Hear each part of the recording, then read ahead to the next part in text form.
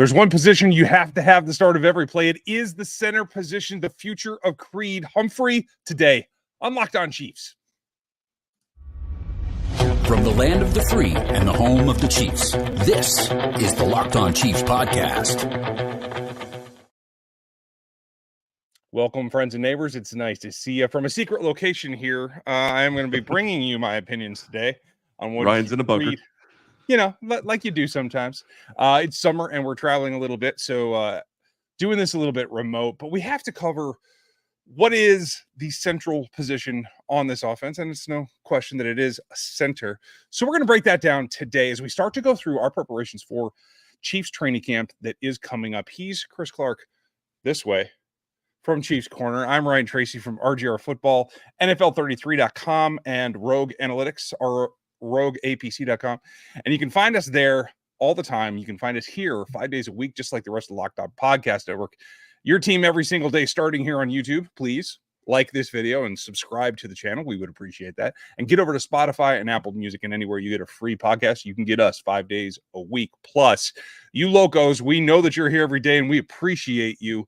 You guys can become a loco as well by getting subscribed and joining the text line at 816-357-8781. And you'll get breaking news and anything that happens as we go through, like you talked about. And there will be a lot more coming when training camp right on the way. There absolutely will be, because every day has little glimpses here and there of what you're going to do. Now, a lot of news revolving around the team, and I know that you and Matt covered that. What I want to get to is central almost to where the team plays is also what they do from the center position. And we're going to break down position by position by position here as we get ready for training camp, folks. I want to start at the very center of it, because Creed Humphrey is coming into a year that he should be looking towards getting a contract extension, getting that under the books. His future should be in Kansas City. I just want to start there. We're going to get to the impact of what the center position does and who is a possibility down the line as a backup, etc. But the bottom line is this: Creed Humphrey is an elite player at his position, if not the elite player at his position. And in no way, shape, or form should the Chiefs let him go. I know that's counter to what their history says, but I'm here to say they should be keeping Creed Humphrey for the long term, get him locked on at least a 3-year extension in order to move the franchise and the future forward. Well, and the question I have is, what is your why would you look at anything different? And you look at the past, and you're right. In the past, they let Rodney Hudson walk. They let Mitch Morse walk. So it makes sense that they would potentially let Creed Humphrey walk. The difference to me is that you have the best guy in the NFL. And I don't think Rodney Hudson was the best center in the NFL when the Chiefs let him go. Mitch Morse, I don't think, was the best center in the NFL when they let him go. They were both probably top 5. But right now you have a guy that has been playing with Patrick Mahomes, and Mahomes has known him and only him for the past, 3 years. This will be his 4th season. So to me, I don't think you want to make a change there. And the center market is not a position that is overly paid on a regular basis. And that is, I think, going to be key. I do expect that Creed is going to reset the center market when he gets paid. The question is how high is he going to reset the center market? Because right now, if you look at it, he's getting paid a little over $5.5 million this year. But the average year per year for the top center in the league, the top paid center in the league is Frank Ragnow in Detroit, and he's getting paid $13.5 million a year. When you look at the guards and when you look at what they're making at $21 million a year, there's a huge difference there. That's one of the reasons why we've said that we don't think Trey Smith will be back, is because he is a top center, or a top guard in the league, and they can't afford to have that at both guard and center. And you look at Creed, and I think it's $15 million a year probably gets the deal done or close, unless he's wanting to try to really reset it for the centers, and then that might be an issue. I agree with you that 15 per annum should be about right. But the difference, and I think you outlined it, it really stands out to me, is that not only I would put Mitch at probably top 3 when he did depart. Rodney probably similar. Yes, Creed is right at the top of that list, but it's also now that the fact that 2 positions have flip-flopped. And before, you were talking about making a large investment in a position that was the higher of the markets at the time, because of how important that the position is to an offense, which we're going to talk about coming up later, folks. Now the value is at center, whereas the guard market has taken it to a point where it's not as expeditious to actually invest in the guard as it is the center. So it's a no-brainer. All those things coming together make it that this is the deal that should be done. I think it has to be before Trey, and I honestly think it has to be before Nick. Nick Bolton is going to be up for the same time and an extension as well. But I think if you're going to boil it down, especially after what we saw last season with the wide receiver group and now the investment they've made in correcting that issue, I don't think you're going to take away from the offense. I believe that Andy Reid and Brett Veach are going to be focused on maintaining the offense, and that means Creed Humphrey is going to get done first. Well, and you also look at the fact that it's, you look at Patrick Mahomes out in public and when he goes out and does different things, and I'm going to be a little silly about it, but you talk about when he went to the WWE, who was there with him? It was Creed Humphrey and Trey Smith. And it's not, and I know his best friend on the team is Travis Kelce. I understand that, but he is very close. Trey Smith and Creed Humphrey were sitting with Patrick Mahomes when they got their rings.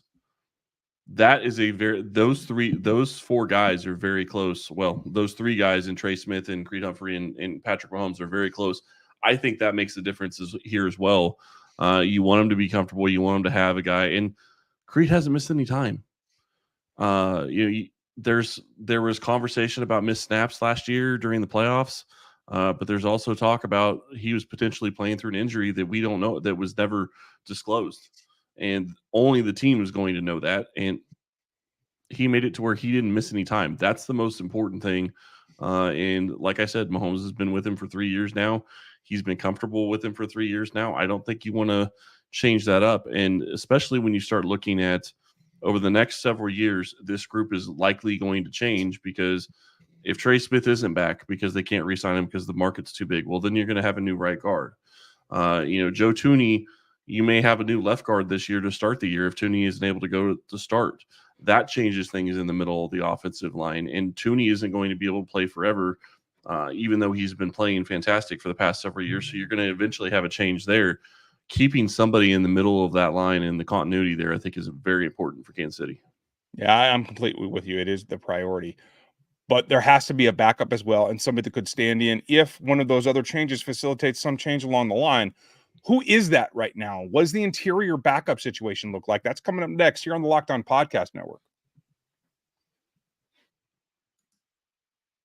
Passion, drive, and patience. The formula for winning championships is also what keeps your ride or die alive. eBay Motors has everything you need to maintain your vehicle and level it up to peak performance. Superchargers, roof racks, exhaust kits, LED headlights, and much, much more. Whether you're into speed, power, or style, eBay Motors has you covered. With over 122 million parts for your number one ride or die, you'll always find exactly what you're looking for. And with eBay Guaranteed Fit, your part is guaranteed to fit your ride every time or your money back. Because with eBay Motors, you're burning rubber, not cash. With all the parts you need at the prices you want, it's easy to make your car the MVP and bring home huge wins.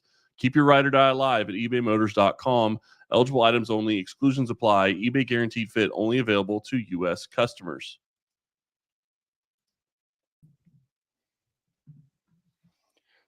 If you want 24/7 coverage, go to Locked On Sports today. It is here on YouTube on the platform. Like, sub, and hit that bell there. And then make sure that you check out Amazon Fire TV because you can get it there as well. It's 24/7 whenever you need it for all the biggest sports stories covered by your local hosts here on the Locked On Podcast Network. Now, backing up somebody like Creed Humphrey begins right now in this season where they're making a run for this three-peat, where you have to have a viable answer. Nick Allegretti was that answer for a very, very long time. Now you brought in Nourzad, the rookie, and I do think that the plan, especially after the performance of Caliendo last year, is that you have to have Nourzad as the backup center.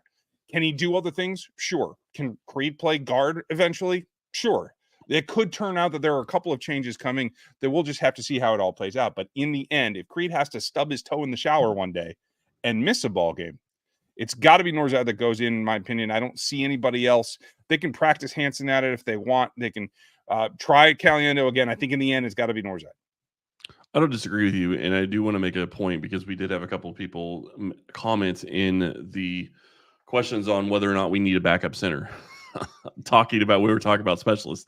Let me just make it very clear. Kansas City absolutely needs the backup center. You cannot go into a year and have Creed Humphrey be your only guy that can snap the ball and do it on a regular basis. And Norzad has to be that guy. I agree with you. I think that that's the way you want it to go.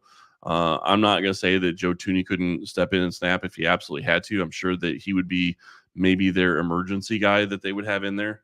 Or, if it's, going into a game and they know they're going to be missing somebody, maybe it is a guy like Caliendo that's on the practice squad that could step in and be their emergency backup center type situation. But you absolutely need to have somebody in that situation. And you can't go into this. I mean, yeah, they're snapping the ball usually in shotgun now, and it's 3 to 5 yards, but you have to have somebody that can do that on a consistent basis. It's not as easy as you think.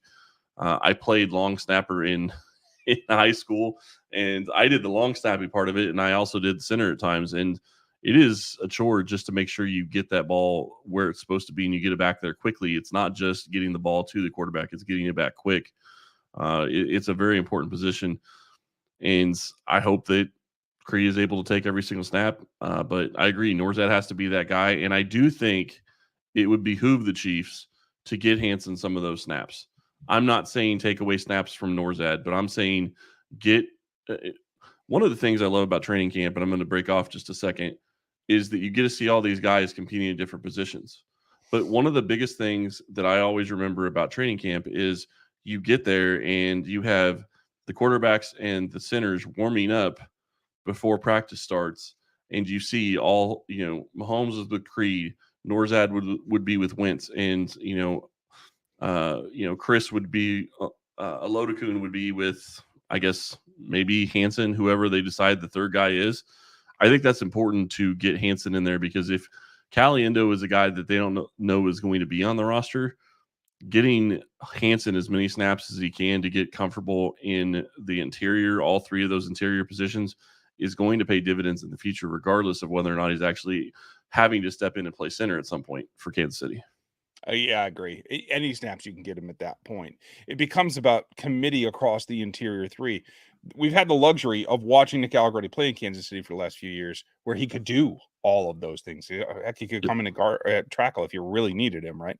So I don't know that answer is there for a single person to back up all three interior spots. I know they want it to be, but we're going to have to see how that unfolds. Could Norzad be that? Could Hansen be that? I do like Hansen's athleticism as an upgrade. So I do like him a little bit better at guard, to tell you the truth.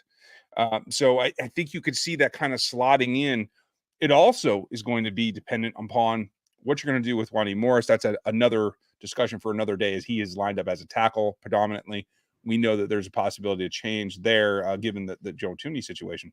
But having a prime backup and a guy that could then maybe come in at guard as well is what we're going to have to see in training camp. That will come into our discussion about, are they going to keep 8? Are they going to keep 9? Could they have to keep 10 offensive linemen? That's going to change this 53. And there's a lot that goes into it. Yeah, it's the question of how much depth do you want to have at those positions. I mean, you're going to have your starting 5, so you automatically have 5 there. The question is, are you going to keep 2 tackles? Well, okay, if that gets you to 7, 8 means you have one guy that can play all 3 of the interior positions, and maybe you have, obviously a Wanya Morris who could step in and play guard if need be. I think they have to probably keep at least 9, so I think you're going to have 2 interior guys and 2 tackles on the outside on top of your starting 5. And it's a numbers game, and it always is going to be a numbers game. To me, it's a question of, if they keep Hansen, which I think that they're going to. I think they drafted him because they liked him, and I think they think that they can develop him into something. And maybe it's a guard position. I think you could be on something there. But again, I go back to what I said before. He needs to have experience snapping, because all it takes is one bad play and Norzad is out, and then you don't have a backup for Creed. And if Norzad's in there on the kick team or punt or whatever and gets hurt on one of those plays, then what do you do if something happens to Humphrey? I mean, you have to have that guy. So I think that's going to be something important, and I do think that this is a extremely important position that they need to at least get some experience at. And it's funny to say experience, because you're looking at a situation where you're going into this season with a guy going into his 4th season, and I'm not trying to take anything away from Creed. He's fantastic. But then you have 2 rookies that are possibly going to be talked about as the backups behind him. That's something you don't normally see on an Andy Reid line. It's a youth movement, and I'm here for it because, like you said, the importance of that position, it's paramount, and it has a big impact on the offense. We're going to get into the details there coming up next. You're in a Locked On Podcast Network. As a golfer for years, I've been hearing PXG say nobody makes golf clubs like they do, period. And they're absolutely correct. They are right. I went in for a fitting and I saw for myself. I went and I swung the PXG Black Ops driver. It is a total game changer. You no longer have to sacrifice distance for forgiveness. It is a fantastic golf club. You need to go check this out.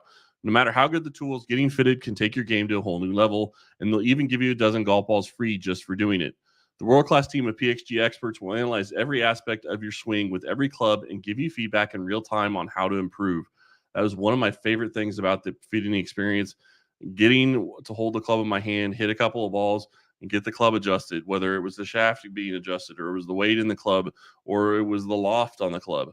All those different things were adjusted, and I was able to get it to where it really felt like it worked well for me. And if you're thinking PXG's high-performance equipment is too expensive, their clubs often cost less than the so-called leading brands. PXG made me a believer. They'll do the same for every golfer in Kansas City.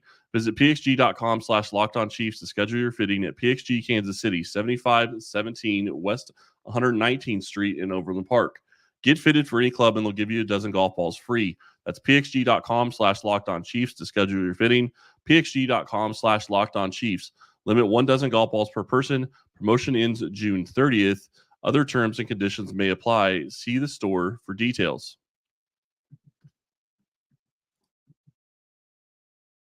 Make sure you like, sub, and hit the bell here on Locked On Chiefs so that you have all the information that's coming. This is the run-up. We have about a month, and things are going to start to tick up as we get to training camp. You don't want to miss any of it, so make sure that you're subbed to this channel right now. You can also go out on Spotify and Apple Music to go get subbed on the audio side. In addition, the impact is what we have to talk about. And you touched on something that was a drawback last season, some of the snaps. And as we understand, Creed Humphrey was actually hurt and was not disclosed. We'll talk about the ramifications of that for the Kansas City Chiefs on another show. But it also is the central fact that it's not just that he's got to snap the ball and he's got to get it to Mahomes. Nothing happens without getting it to Mahomes. We all know. Just had a detail come out about the last touchdown in the Super Bowl. Justin Reed revealed that was meant to be the shovel pass. It was not meant to go to McCole Hardman. But that is the magic of getting it into Mahomes' hands. And so it has to be done. The problem is if you don't have Creed Humphrey, everything takes a step back. You need him that much more because of the situation on his left-hand side. And on the right-hand side, he's going to be fine. You're going to have Juwan Taylor out there. You're going to have Trey in between them. And so you feel like that side of the ball is pretty solid. And there's a battle. Chemistry.